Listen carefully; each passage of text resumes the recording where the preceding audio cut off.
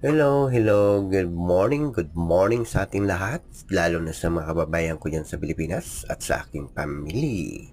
Lagi po ay mag-ingat and God bless you po sa inyong lahat at lalo na sa mga kapwa OFW nagtatrabaho sa malalayo para sa ating mga pamilya, lagi kayong mag-ingat and God bless you sa inyong lahat. Ayan, pagmasdan niyo po ang ati-atihan dito sa Kalibo, Makato, Aklan. Lahat ng mga tao ay nisipaglabasan ng kanilang tahanan para manood dito sa tinatawag nilang ati-atihan. Napakasaya pala dito sa may Makato, Aklan dahil nagsiselebrate sila ng ati-atihan at maraming mga tao at maraming nagtitinda. So, iba-ibang mga banyagang pumupunta rito. May mga Amerikano, Chinese, at ibang bansa pa. Ayan, napakaganda ng kanilang mga kasuotan.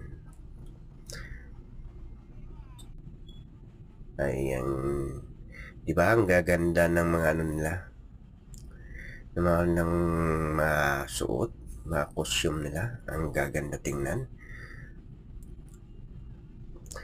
Basta pag-araw ng mga January, nag-celebrate talaga sila ng ati-atihan dito sa may Kalibo, Makato, Aklan. At ang pinaka-final nilang selebrasyon ng ati-atihan, doon mismo sa city ng Kalibo, Katiklan. Doon ang maraming mga ati-atihan na iba-ibang tribo na nakipaglahok para sa parte ng Kalibo. Ayan, saya-saya. Pagmasdan mo ang kanilang mga costume, napakaganda. Ang kanilang mga nagda-drums, ang gaganda, ang gagaling ng mga bata na to. Sana po suportaran niyo po ang aking video, ang aking pag-YouTube. Sana tulungan niyo po ako para sa aking mga pamilya. At hindi lang para sa akin, kundi para sa lahat na kung sakaling akong